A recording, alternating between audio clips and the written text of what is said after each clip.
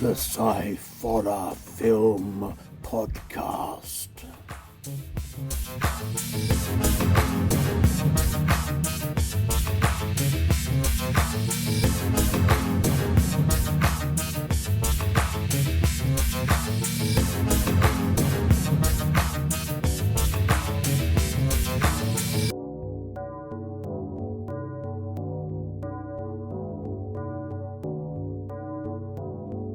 Okay, let's get on to the last day, Sunday.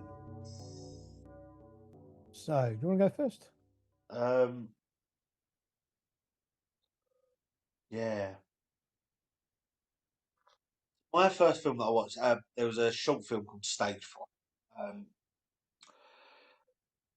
Very weird film. I gotta admit, it's not something I thought about. Like, I know a few people that have suffered with stage fright, and is when they're doing the practicing and doing the rehearsals, either be it bands, acting, or anything like that, it's fine. But as soon as that whole premise of you've got to do it in front of other people, that's when the panic sets in. And this shows it very well. It's the whole side of you can get over it, but what it can cause your body to think and your head to go, and the mindset you go into in between that time. And this film is such a is it's a good horror thing to it because of the fact it's that psychological horror Yeah, of seeing what's there or seeing things that aren't there and believing things are going in certain ways but they're not. And it's such a great film, and it's a French film, I think. Yeah, French film, and it's such a great cinematography. The atmosphere that they use in it was so good, but the swapping between the side of her having stage fright and the side of her not, and it was so smooth and so well done, and it was such a great idea, and I think it's it's good for.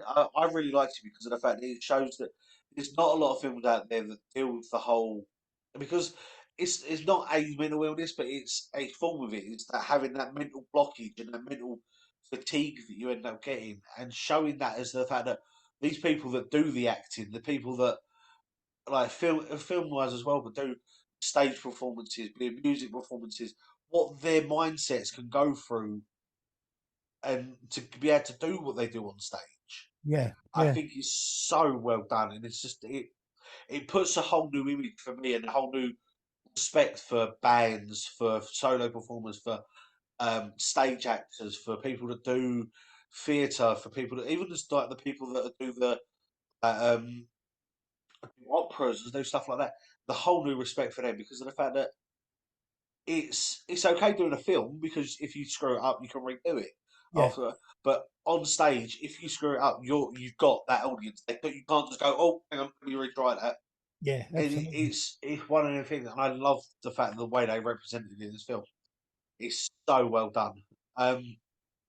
And say it wasn't that hard to follow over because even though it had the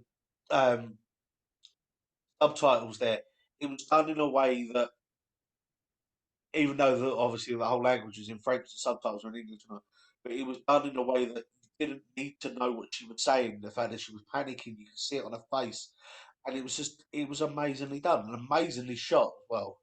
Yeah, Um, and the feature I watched, I'm still not again. I'm not 100% sure I understand what was going on, but it's called Voice of Shadow.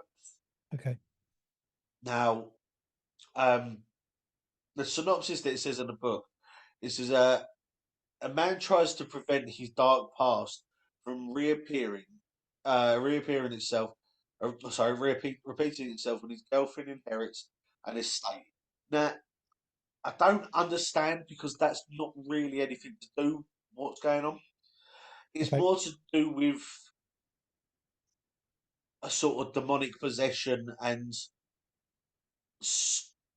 from what I can gather and what I can read, it was a the girl inherits his estate from her great aunt, I think it is, who actually died a few years years before and came back to life. But when she did, she was a bit weird since. And you find out the fact that due to a fire, she stopped her belief in God, which then, when she died, then put her into hell. And when she then came back, didn't come alone. Right. And it's then about her keeping these spirits that came back with her somewhere safe, and then passes it on to her goddaughter, great great niece or whatever it was, and basically for her to carry it on, Okay. and the people that are involved. So the whole story of it being the guy to prevent his past, I don't quite understand, but it is a good film. It's a very very well done film. It's definitely one I could see being, I don't know, because it's being part of a like not being part, but having a sequel done to it because of the way that it ended. But I think the way that it was ended, it left it too open. So Right. it looks like they could do it, but it's still a very good film. It's very suspenseful, very um, dramatic. It's very religious orientated though, because Okay. it's a lot to do with Christianity and stuff like that. But it's still a very good film, and I did really enjoy it. Cool. Now I turned up late on Yes, on Sunday, so I missed on the other side while you were watching that there was Bucket's brand new bar, yeah, which apparently was a local film. I don't know anything about it, to be honest. And a classic film called Turbo Kid, which is yes. yeah, uh, post in a post-apocalyptic wasteland in 1997. A comic book fan adopts the persona of his favorite hero. Yes. I know nothing about that. I've never seen it. I don't know anything about it at all. Yeah, from what I spoke to a few people, it was a very interesting film. So I might have to Okay. look it up to see what it was about. So after that, you went back into Screen Seven, didn't you? Yes, Yeah. So I was I back in just Screen Seven. I watched hang on. Let me just go through the other one first. oh yeah, sorry, yeah, sorry. On the other one that we didn't watch because I didn't get to see that either. There was a short film called Mantra, and then the classic film was The Entity, which is a film I've seen a couple of times. And to be honest, it's nearly 2 hours long, and 2 hours of a woman being raped by an invisible demon is not really my idea of fun. But there you go. Yeah, that's pretty much what a lot of people said, the same thing. But yeah, so while that was going on, I watched a very bizarre short. Again, it was another foreign one called Patrick is Outside, Hey, and it's about this woman who's being introduced to her husband or her fiance's family for the first time, and his mum and dad for the first time, and the weird relationship they have. But the fact that his brother supposedly is a bit of a nut job and just stands outside knocking and waiting to be let in, and they never let him in. You yeah, then find out later that it's actually because of the fact that he didn't want to abide by the rules that were put in place, and because of that, they shut him out okay, and locked. And it's a lot of suspense. I wouldn't say it's a lot of horror to it. It's more of a, say, thriller sort of thing to it, okay, but it's still very well done. I really liked the sort of the few jump scares and the sort of, I would say jump scare, more sort of jumping moments that are meant to be there. But there's a lot of suspense in it. There's great sound effects and use to sort of soundscape to make that build that suspense. right. Um, so yeah, I wouldn't say it's much of a horror, but I suppose it could be as well as if the whole psychological side of it. Um, the next one I watched, well, the feature is called Behave. Right. Now, what can I say? Well, it's about a group of kids that go off on holiday with one of the parents' mums, or one of the kids' mums, sorry, and the celebrity who endorses how to be, how to do sort of things properly, being all like sort of pulling chairs out for like doing the whole what's the word? What's the word I'm thinking of? Etiquette. Etiquette. That's the one.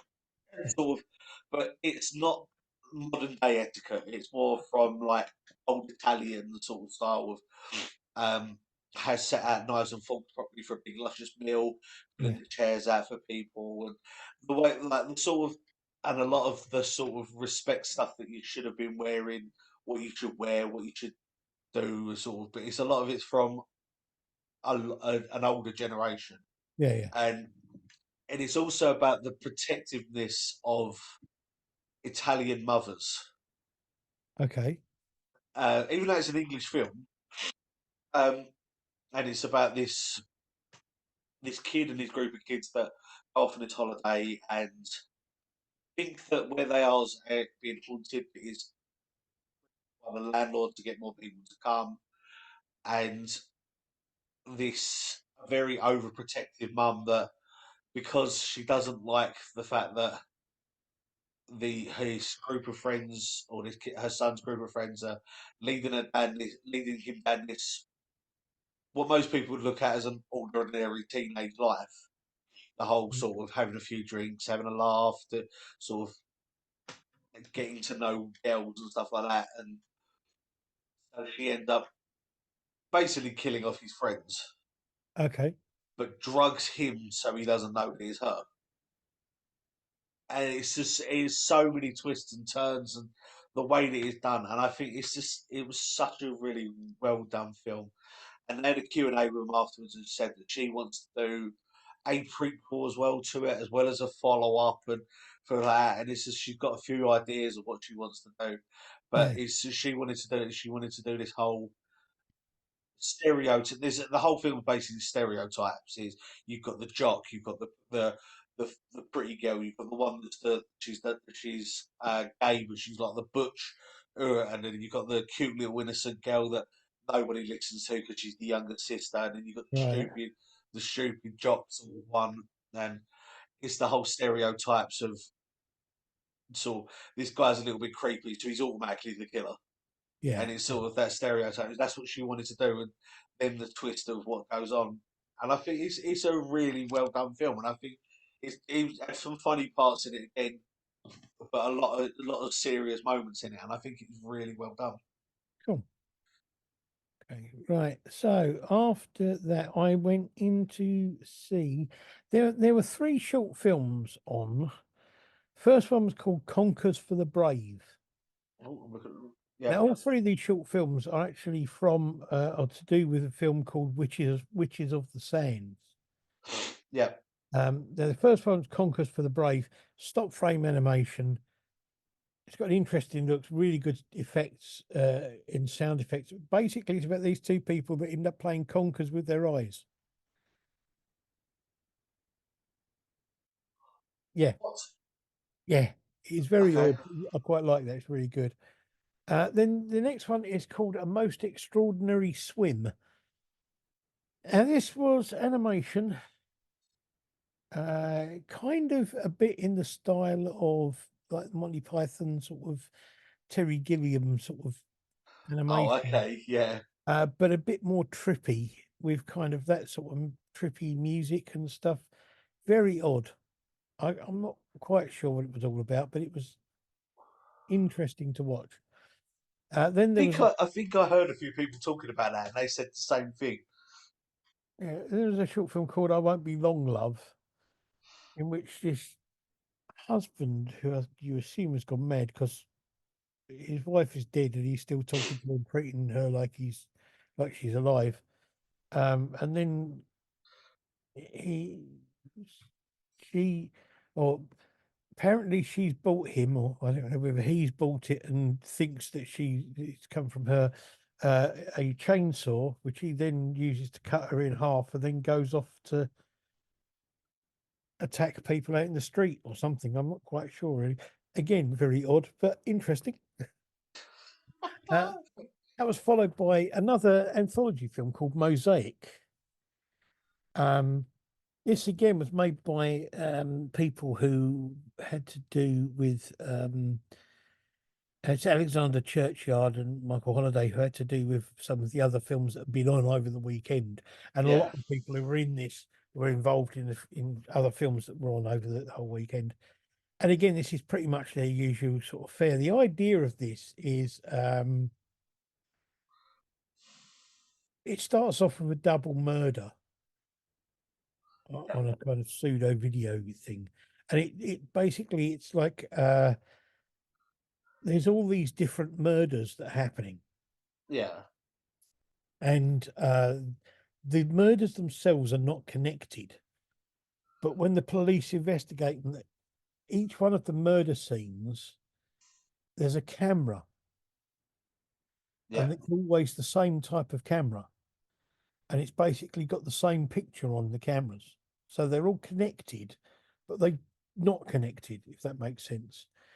And then they kind of bring it around at the end so you see how they are connected.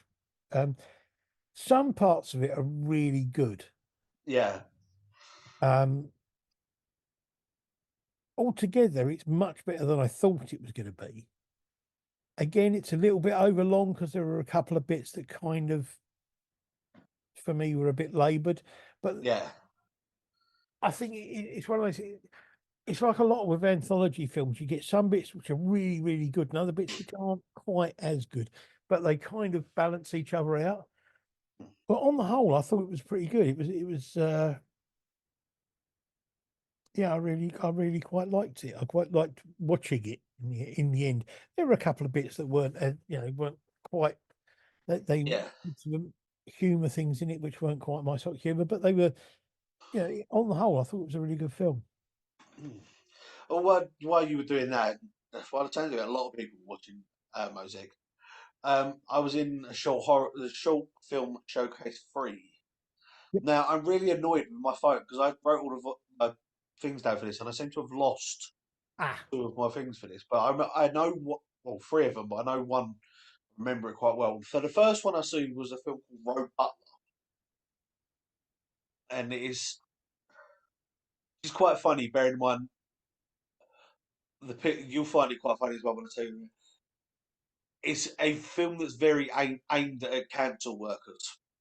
okay, So it's basically the whole um, being inundated with council payments and things that you have to do as a council worker, and it being abundant to it, and where he's working from home, but being able to then do all the stuff that you need to do indoors. So you end up seeing an advert for having a robot butler, which is basically in your image that will do everything around the house. right, So he ends up doing that, and it doesn't quite go the way that he plans it to. The robot's rubbish and it's awful and ends up making more stress for himself to the point where there's a scene where the robot's sort of crying and saying that he wants to do better, he wants to do better. And then by the sounds of it, sort of switches and ends up killing the guy that makes him and becomes as it because he wants to live to serve. So he ends up killing the guy and takes over his role of working for the council. fair enough. But it's a very funny film. There are some funny bits in it, but it was a lot of gory moments in it as well. But it's very very well done. Um, the next film I'm saying I've lost my notes for. It's a film called The Vice, which I'm not. I'm really sorry, but I don't remember a lot of. Okay. Same for Free Spirit. I've lost all my notes for that. The next Free, film Free called Spirits. I do know somebody said it was kind of like a horror version of the Vicar of Dibley. yeah. um, the next film was called was it The Auditor? The auteur. The Auteur. It's a very weird film. It's basically so this guy was typing up a story on an old typewriter, and whatever he was typing was then happening to this woman. Right, And if he didn't like it, he then scrapped it, which then started back to the original scene. And this woman that was in, it seemed to be clocking on what was going on and getting more and more annoyed to the point where she started following and trying to change it herself. right, And ends up killing the guy that's doing the typewriting and all that, and taking over a bit and basically making her life her own. And it's very well done. The shots of it were amazing. I thought it was right. some very well done cinematography, very well done. visual effects for it, and the editing for it was amazing. Um, it's fine. Yeah, it's another one that was very well done. It's a very hard film to put into words, Okay. but it was very well done. Again, the cinematography was great. Um, the next film made me question a lot of about children books and about books I've read, and about my own mental health at one point. Um, and it's called "It Was John." Yeah. Um, basically, it's talking about this brother and sister that are talking about another man. I think it's their other brother that they put it down to as he was growing up was very mentally disturbed and blamed a lot of things on his imaginary friend that was called John. And it's basically to without going too much into it because I would like to no. So it's basically the brother then finds out that it's not there is actually this creature that is possessed this book that if you see him in it, he sees you and comes after you. Oh, okay. But the way that it's drawn is very disturbing and it's very well done and it's so I did find it really enjoyable. It's just such a bizarre film because it's a film I'm pretty sure I've seen stuff like it before, Yeah. but it's just so weird the way it's done. And it's basically the end of it is all because the fact they got given some money and it was split between three of them. So this sister wanted to have the money to herself to buy a very weird song because she liked them from when she was like the 70s. Okay. It was like a stupid little song, and she didn't have the money, so she bumped off her brother so she can get the money Okay. by using this possessed book. And it's very well done, and I thought it was just so funny. Okay. Cool. All right. On to what would turn out to be our last films, I think, because we didn't play Yes, after. Um, so I went in to see a film called Law. yes, Now there wasn't a short film on with this. Um, I thought Law was brilliant. It was another anthology film, yes, but effectively what it is it's four friends go to stay at this retreat sort of camp place, and this strange guy meets them, and they set up a campfire, okay, and he then gives them a stick each, yeah, a carved stick made out of special wood. And the idea is that what you do is you throw this onto the fire and you tell a story. And the story, along with the smoke from the wood, feeds the spirits yeah, and appeases the spirits. So they let you let you have a restful night. yeah, So that's what they do. They tell these stories. This was I made a mistake. The film I was talking about earlier. This was the one that I think had Rufus Hound in it. yeah, Um, so each one of them tells a different story. And this guy sort of like the bit in between where he gives them the stick, and they all tell their own little story. And there's one of them's about a kind of guy who uh, wants to do partner swapping and that sort of thing, but it turns out ends up this kind of like sort of satanistic ritual thing about with him.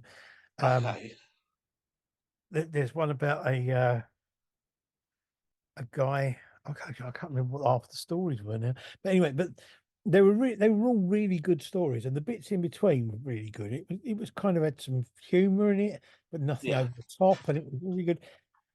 And then the last one was really good. It's about a story about these people trapped in this cinema, and this guy is sort of like yeah, goes mad and starts slaughtering people in the cinema, and it was really really good. Then they all go to bed, and then they wake up in the morning. This guy who is supposedly their guide has gone. He's disappeared.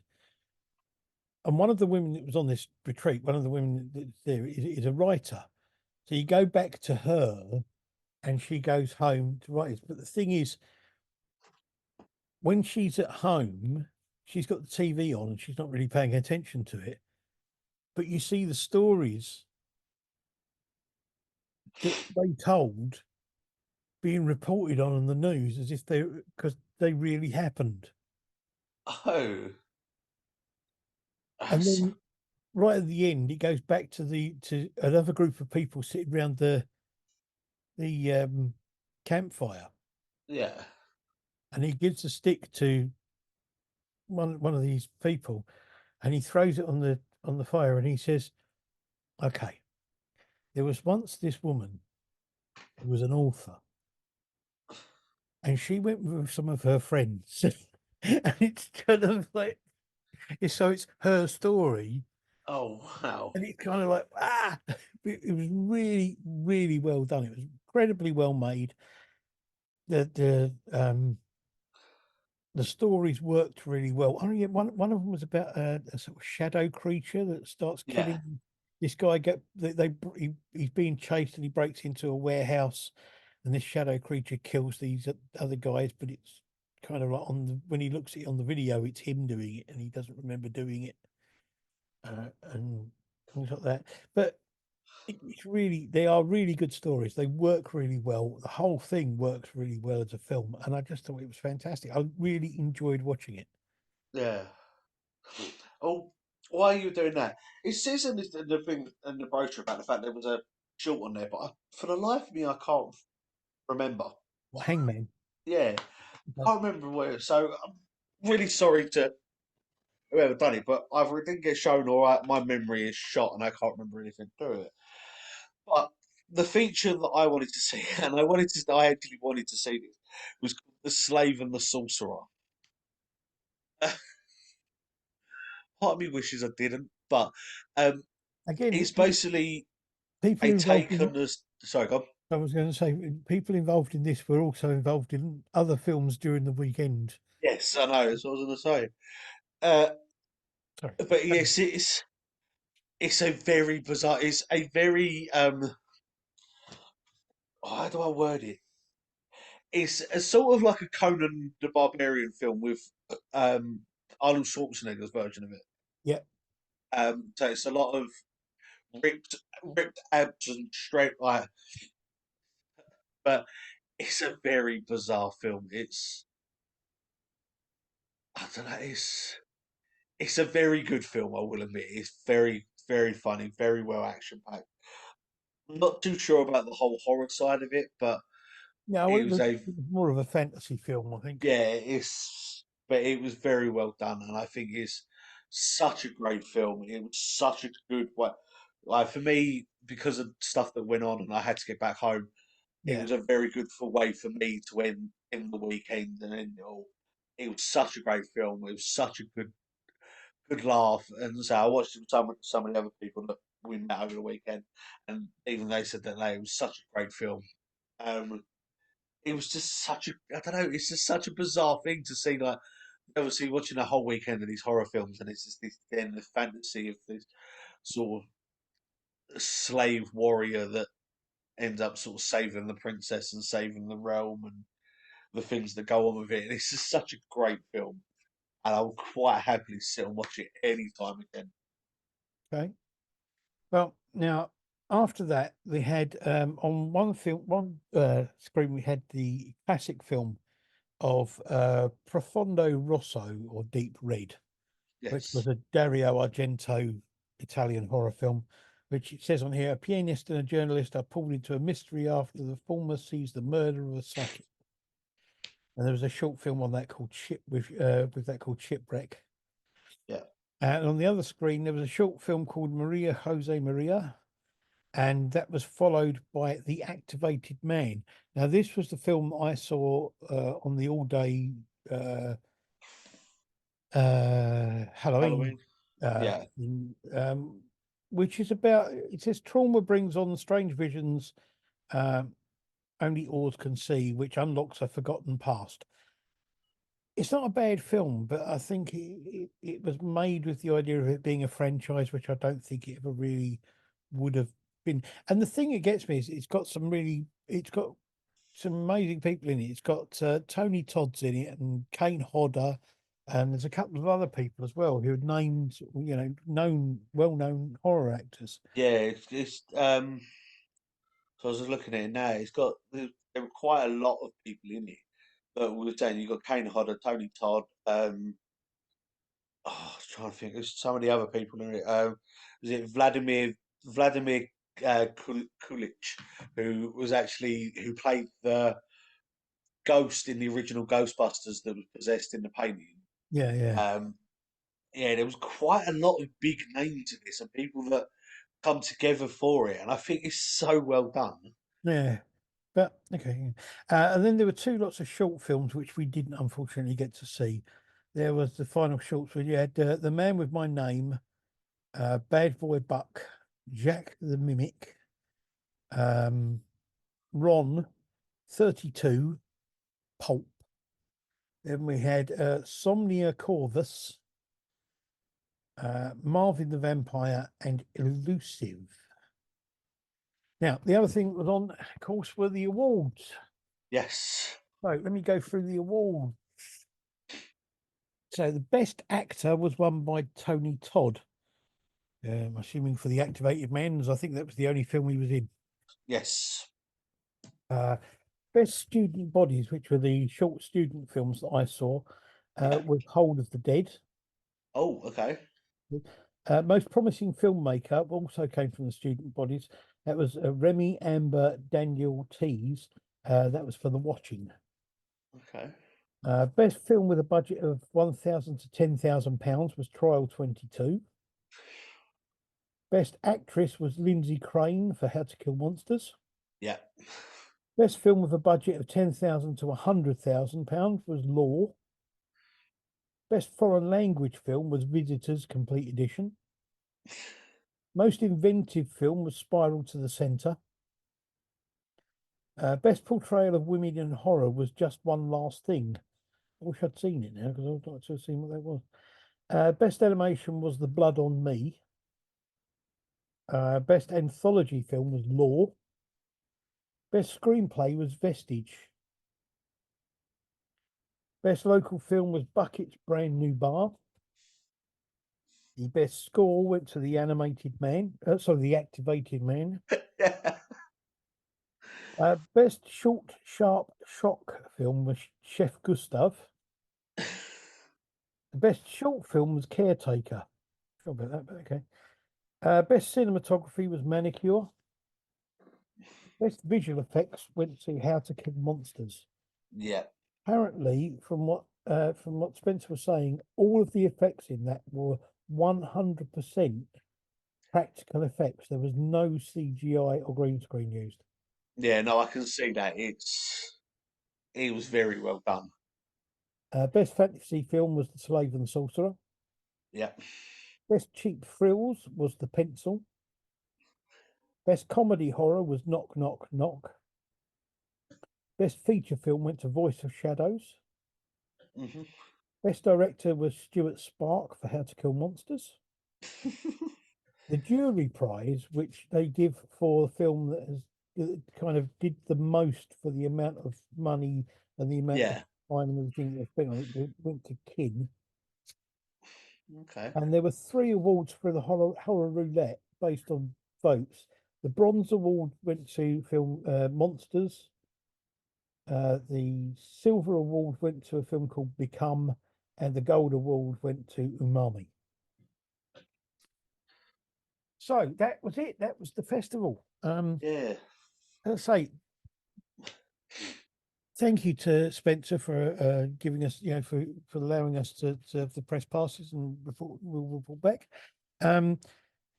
Big thank you to Hannah Davies, who did some fantastic photographs for everyone while they were there. And as I say, shout out to Chad and Thomas from Rhyll and their own festival, Rhyller Thriller. Keep an eye out for that. Yes. I'm going to put as many links up as I can to either full films or trailers films that were on for the weekend. that I can find on YouTube. I'll put as many up as I possibly can, and hopefully we'll be there again next year. We've also got, I don't know if you've got to want to do it or not, but we've also, I want to say anyway, a massive well done and congratulations to all the stalls that were there, Absolutely, especially some of the smaller ones. They were their own business people, their own ones that they do. There's such a great, and from what we can gather, the Saturday was so packed. There was so many people there. The amount of recognition and business they had on them days because of the fact that they were there and they had that chance to do it, it made them feel so welcomed and loved. And the fact that like some of them were like, "We want to book for next year straight away," and it's just, I'm saying the people that do these little things, not doing it because they're big companies and they want to. They're doing it off their own backs, their own businesses, yeah. their own time and effort they're putting into it, and it shows that this community that does this, even if it's just festival things, helps each other out. And so, I will. say well I done to will. all of them. Yeah, definitely. I will put links up to all of the vendors. I got cards for all of the vendors that were there, and I will Yeah, put links up so that people can check out their goods. They, and see what you think of their stuff, because there was some good stuff on sale there, and it's always nice to help to support smaller.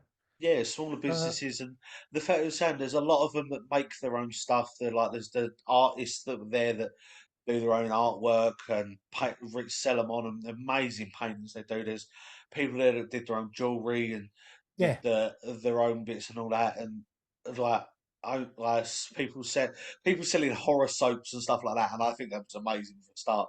But it's just some of the things, and the fact that it's again like they're not big businesses, they're not people that it doesn't matter if they're getting the money or not. These are people that are living off of doing these film festivals, and absolutely, just their own time and effort. And I think it's such a great thing to support. So, definitely, like the fact that Spencer gives them that time to do it, it's all the whole team gives them that place to do it. yes, definitely. Well, thank you very much, Scott, for being there with me and reporting back for all that kind of thing. Um, Congratulations to all of the award winners. Congratulations to anybody that had a film on at the festival, because just getting it on at the festival is an achievement in itself, really, because they have a lot of films that are put in for the festival and not all of them are chosen.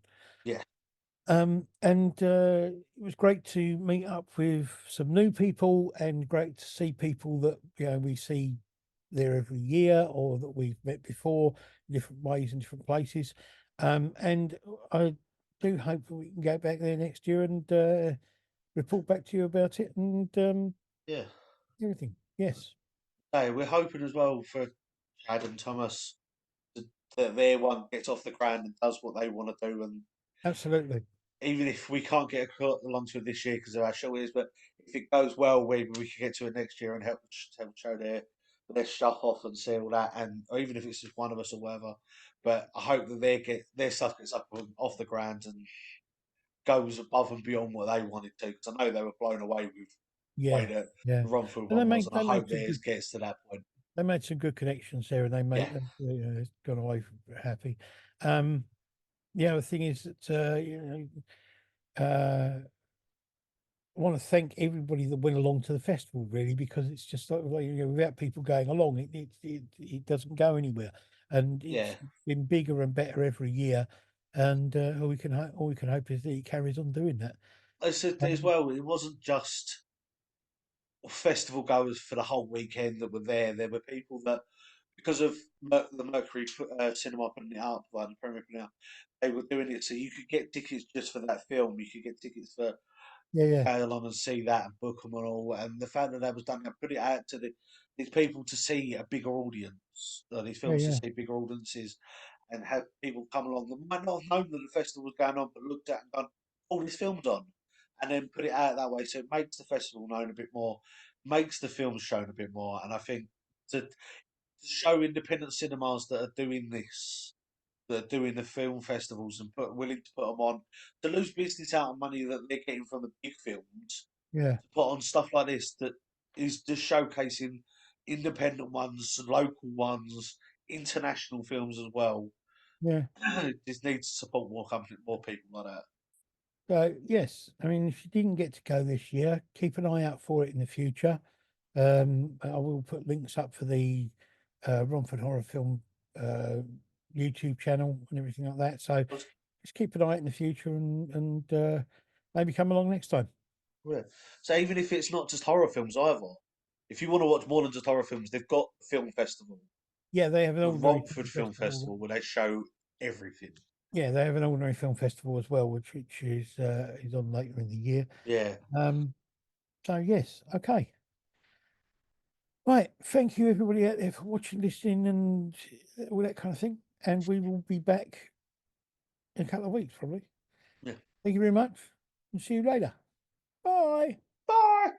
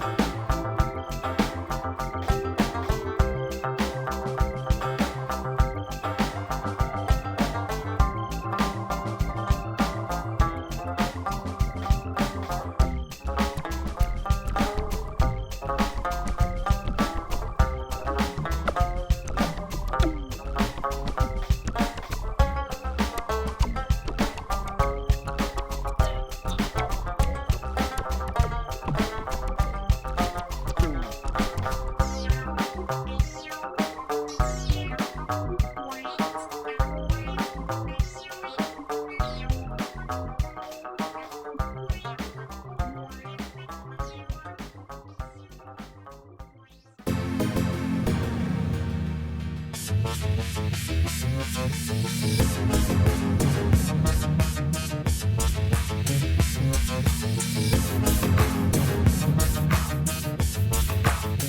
Sciforror Film Podcast.